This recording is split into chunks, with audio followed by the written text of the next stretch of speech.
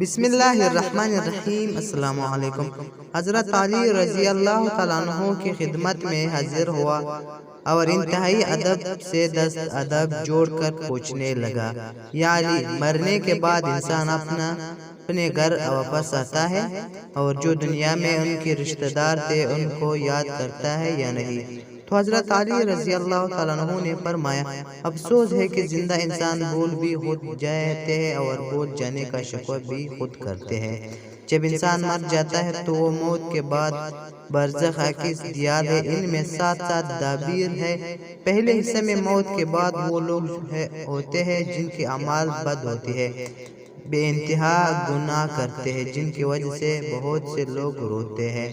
ان کی پاؤں اور ہاتھ میں آگ کی زنجیریں پہنائی جاتی ہے اور وہ روتے رہتے ہیں۔ ان کو اتنی اجازت نہیں ہوتی کہ وہ باہر نکل سکے، کیونکہ ان کے لیے جنم کے دروازے کھول چکے ہوتے ہیں۔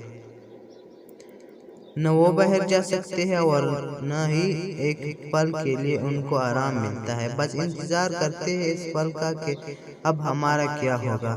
جب اللہ روز محشر ہمیں اٹھائے گا، دوسرے حصے میں وہ لوگ ہوتے ہیں جن کے اعمال نیک ہوتے ہیں، اللہ کے قریب ہوتے ہیں، جنہوں نے اپنے افعال سے اللہ کی مخلوق کو فائدہ دیا اور اللہ کی عبادت کے، ان کے لیے جنت کے دروازے کھول دیے جاتے ہیں۔ اللہ کی طرف سے ان کو یہ اجازت ہوتی ہے کہ وہ جب چاہے برزخ سے علم اصول، علم ملکوت، علم تیاز اور علم وسعت کی طرف جا سکے۔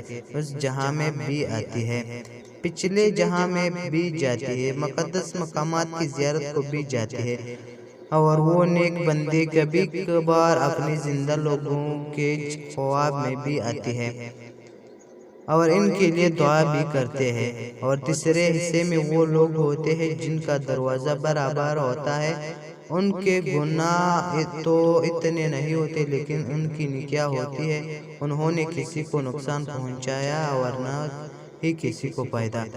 ان کے بندوں کے لیے، ان اللہ کے بندوں کے لیے نہ جہنم کا دروازہ کھولتا ہے نہ جنت کا، وہ دوسرے جہانوں میں جا نہیں سکتے۔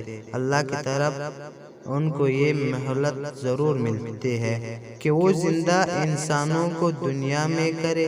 ان کا قریب راستے جانے کا ایک مخصوص وقت ہوتا ہے۔